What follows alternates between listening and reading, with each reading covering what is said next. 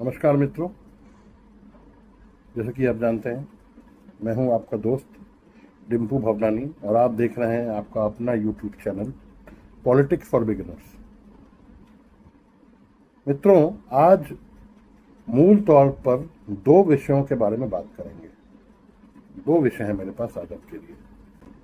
पहला विषय है, आप जानते हैं कि देश के उपराष्ट्रपति जगदीप धनखड़ का इस्तीफा हो चुका है और नए उपराष्ट्रपति के चुनाव का नोटिफिकेशन भी निकल चुका है। चुनाव आयोग ने, इलेक्शन कमीशन ऑफ इंडिया ने उसका नोटिफिकेशन निकाल दिया है।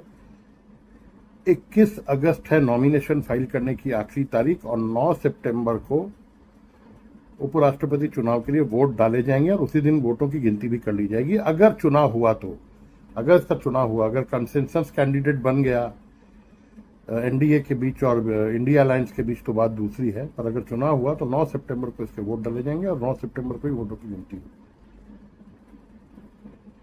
इसमें एक बात आप लोगों को बता दूं कि एनडीए के नेताओं ने पूरी तरीके से नरेंद्र मोदी जी, देश के प्रधानमंत्री, यशस्वी प्रधानमंत्री श्री नरेंद्र मोदी जी को ऑथराइज कर दिया है कि एनडीए की तरफ से कौन उपराष्ट्रपति का कैंडिडेट होगा, इसका चुनाव माननीय प्रधानमंत्री खुद करे।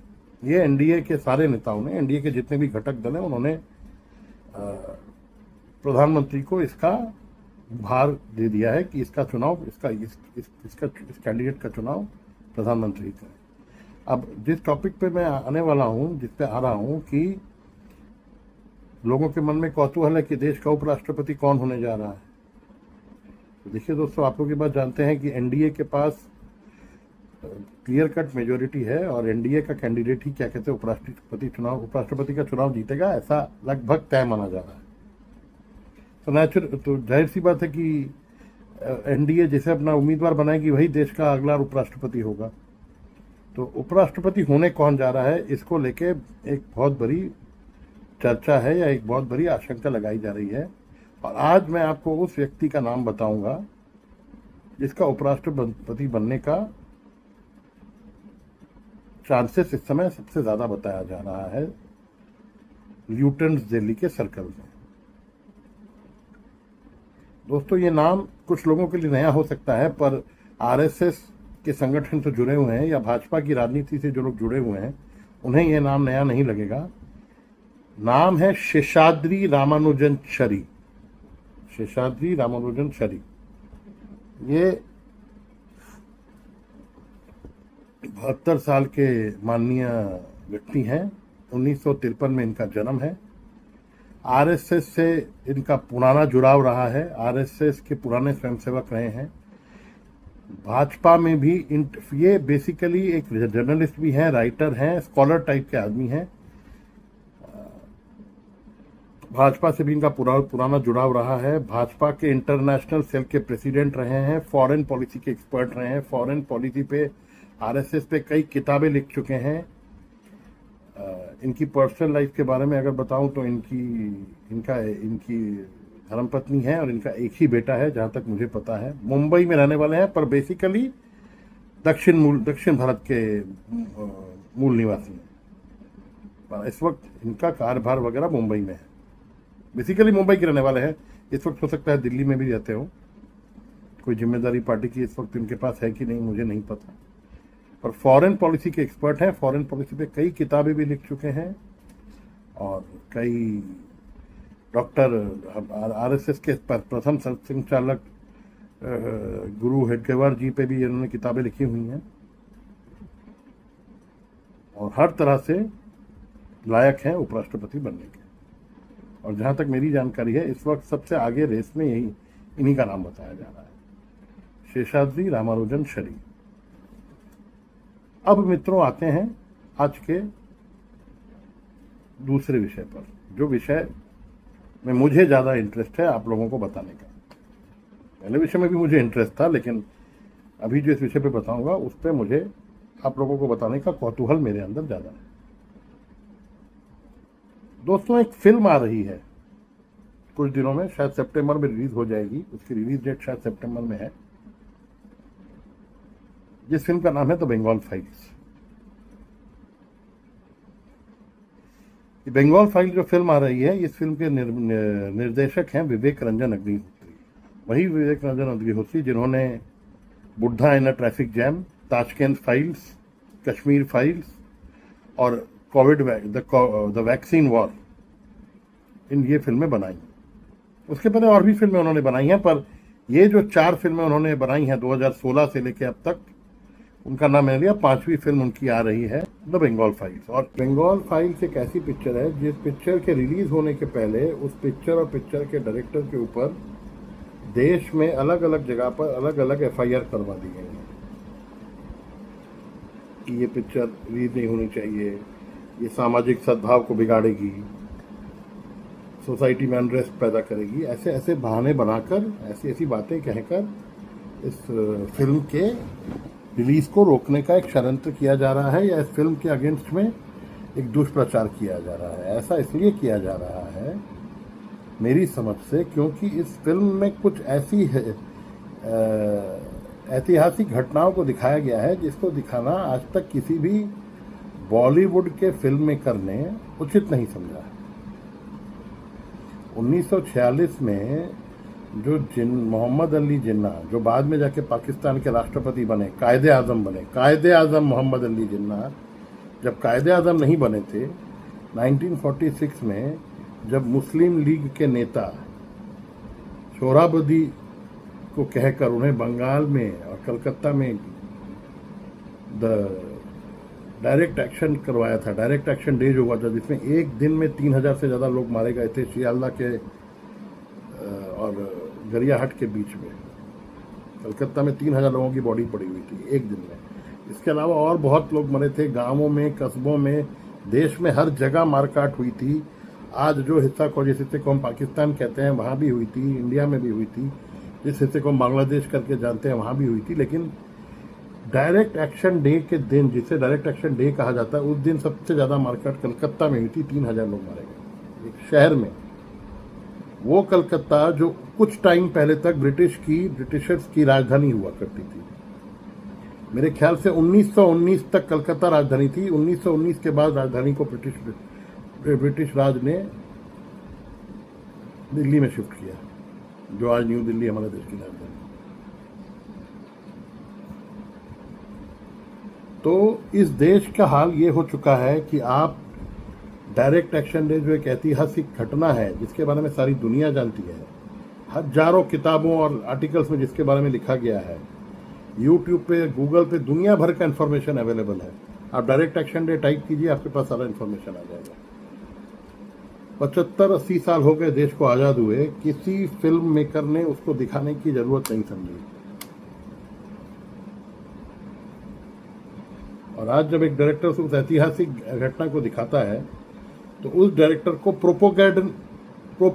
प्रोपोगैंडनिस्ट कहा जाता है, कि वो प्रोपोगेंडा चलाता है, प्रोपोगेंडा फिल्म बनाता है, कि वो बीजेपी का और आरएसएस का प्रोपोगेंडा चलाने वाला दलाल है, ऐसा कहा जाता है। ऐसा कहा जाता है, ये मैं नहीं कह रहा, ऐसा उसके लिए कहा जाता है। विवेक अग्निहोत्री, पल्लवी जोशी प्रोपोगेंडनिस्ट फिल्म मेकर्स हैं।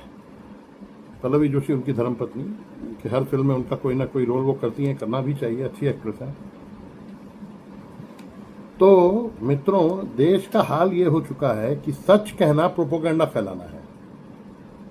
और जो लोग अपीजमेंट करते हैं, जो लोग अपने स्टेट में मुसलमानों को हर तरह की मनमानी, या एक धर्म विशेष के लोगों को हर तरह की मनमानी करने का, क्या कहते हैं, वो दे देते हैं, आज़ादी दे देते हैं। सारा शहर के लोग हेलमेट पहन के गाड़ी चलाएंगे, पर कुछ ऐसी एरिया है कलकत्ता में जहाँ के लोग आपको बिना कभी विद हेलमेट नजर नहीं आएंगे। कोई पुलिस सर्जन, कोई ट्रैफिक गार्ड, कोई ट्रैफिक कांस्टेबल, कोई सर्जन उनको नहीं पकड़ता, कोई उनसे पेपर नहीं मांगता गाड़ी के। ये तो बहुत छोटा उदाहरण है, तुष्टीकरण के बहुत बड़े बड़े उदाहरण आपको मिलेंगे इससे। इस फिल्म के अगेंस्ट में FIR करा के भी एक धर्म विशेष को, सीधी बात है, मैं तो बोलता हूँ, इस्लाम धर्म के मानने वाले लोगों को तुष्टीकरण करके उनको जबरन खुश करने के लिए कहा कुछ करने की कोशिश की जा रही है। सारी की सारी सस्ती वोट बैंक की राजनीति है और कुछ नहीं, कुछ नहीं। इस वोट बैंक की राजनीति को इस देश का अगर सत्यानाश किसी ने किया है तो इस वोट बैंक की राजनीति ने किया है।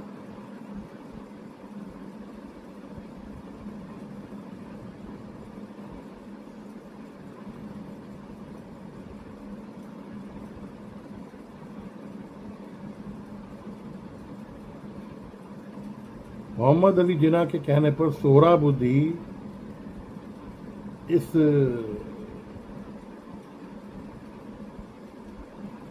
स्टेट में, इस शहर में, जिस शहर को हम लोग कलकत्ता हम लोग रहते हैं, सोहराबुद्दी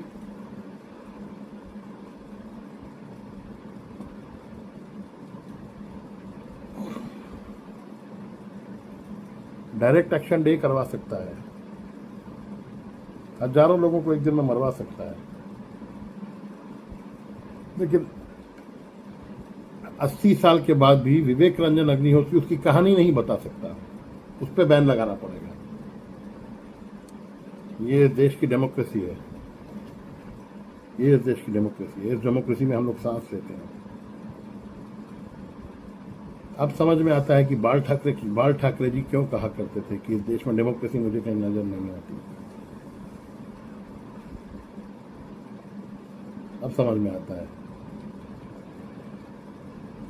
बाल ठाकरे जी के इंटरव्यू में है, आप लोग आर्कीव में जाके उनके इंटरव्यू देखिए पुराने। वो कहते थे, जब उनसे पूछा था एक बार, राजीव शुक्ला जो आज कांग्रेस के नेता हैं, बीसीसीआई के शायद वाइस प्रेसिडेंट हैं, वो जर्नलिस्ट, उनका जर्नलिज्म का बैकग्राउंड रहा है। उनका एक रूबरू करके शो आया करता था दूरदर्शन पे, जी न्यूज में, बहुत साल पहले। उन्होंने एक बार बाल ठाकरे जी से पूछा कि आप इंडिया पाकिस्तान का क्रिकेट मैच नहीं होना देते, गुलाम अली के शो को आप कैंसिल करवा देते हैं। डेमोक्रेसी में तो कला और खेल कूद अलग होना चाहिए और राजनीति अलग होनी चाहिए। तब बाल ठाकरे जी ने इसका यही जवाब दिया था। कहाँ है डेमोक्रेसी, कहाँ है डेमोक्रेसी? मैं तो खोज रहा हूँ, मुझे तो कहीं नहीं दिखी।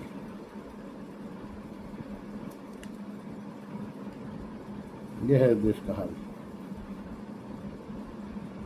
अरे भाई, मेरा मुख्यमंत्री से सीधा सवाल है कि 1946 में जब डायरेक्ट एक्शन डे हुआ था, तब तो आपके दल का भी जन्म नहीं हुआ था, तृणमूल कांग्रेस का, और आपका भी जन्म नहीं हुआ था।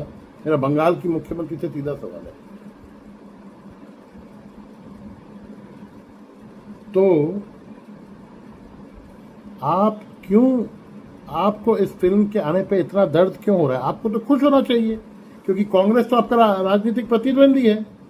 कांग्रेस तो आपका राजनीतिक प्रतिद्वंदी दीदी।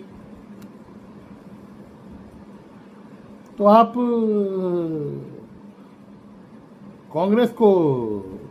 कांग्रेस की विफलताओं पे क्या कहते हैं? आप भी खुश होइए और पिक्चर लोगों को देखने दीजिए।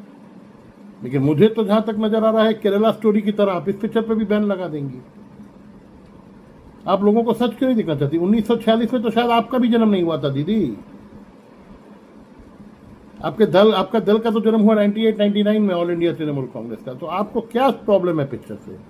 क्यों आप FIR पिक्चर पे करा रही हैं? क्यों आप पिक्चर को बैन करने के बारे में सोच रही हैं? ऐसा मत कीजिए, लोगों को सच दिखने दीजिए। केरला स्टोरी को आप बैन कर दिया था आपने, जो केरला स्टोरी शायद केरला में भी बैन नहीं हुई थी, पता नहीं हुई थी कि नहीं, पर यहां तो आपने कर दिया। क्यों? उस केरला स्टोरी पिक्चर को नेशनल अवार्ड मिला है, पता है आपको?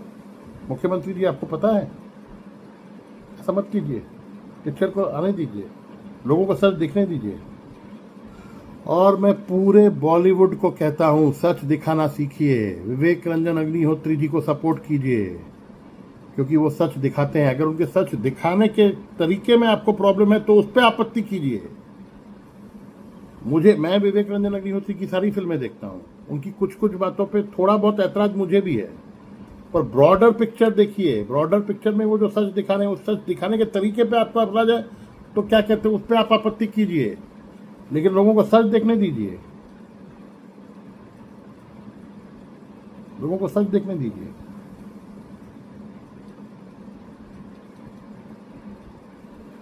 आज जिस कायदे आजम जी ने मोहम्मद अली जिन्ना जी ने जिस तरह से जबरदस्ती पाकिस्तान बनाया, एक धर्म के नाम पर एक देश का निर्माण किया, क्या वो उस देश को बनाने के बाद वो सुख से कितने दिन उस देश में रह पाए पता है आपको? 1 साल। अगस्त 1947 अगस्त में इंडिया पाकिस्तान आज़ाद हुए, पाकिस्तान एक नया देश बना, दोनों देशों की आज़ादी हुई। 11 सितंबर 1948 को कायदे आजम का इंतकाल हो गया, उनकी मृत्यु हो गई। ये बात आप लोग जानते हैं। वो इतने बीमार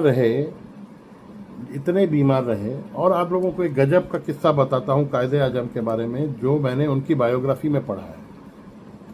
जब पाकिस्तान देश बना तो कायदे आजम मोहम्मद अली जिन्ना प्रेसिडेंट बने और लियाकत अली प्राइम मिनिस्टर बने। उनकी तबीयत तो खराब ही थी। एक बार प्रेसिडेंट से मिलने प्राइम मिनिस्टर गए, यानी जिन्ना साहब से मिलने लियाकत अली उनके घर पे गए, उनका हालचाल पूछने, उनकी तबीयत पूछने। थोड़ी देर उनके साथ बैठे, शायद इन्होंने चाय पी और उनको देखकर चले गए कि ठीक है आप अपनी तबीयत का ख्याल रखिए, मैं फिर आऊँगा। चले गए। जब लियाकत अली जी चली गए तो मिस्टर जिन्ना ने अपनी वाइफ को, अपनी मिसेस से कहा कि जानती हो ये क्या देखने आया था? तो उनकी वाइफ ने बोला नहीं। तो मिस्टर जिन्ना ने अपनी वाइफ से कहा कि ये लियाकत अली देखने आया था कि मैं और कितने दिन जीऊंगा, ताकि मैं मर जाऊं तो सारी पावर इसे मिल जाए। तो समझे आप लोग?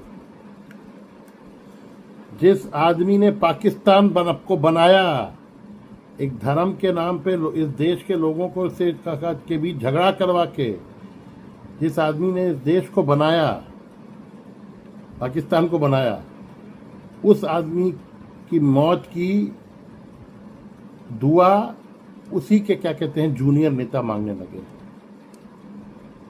इसलिए पाकिस्तान का आज ये हाल है, क्योंकि पाकिस्तान की संरचना ही एक क्या कहते हैं झगड़े से हुई है।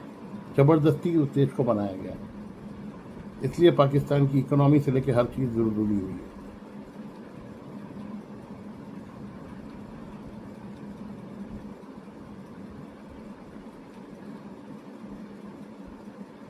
मैं ममता जी से कहूँगा, मुख्यमंत्री से कहूँगा, बंगाल के मुख्यमंत्री से कि तुष्टीकरण की राजनीति आप बंद कीजिए और वेलफेयर स्टेट के हिसाब से स्टेट को चलाइए। नमस्कार।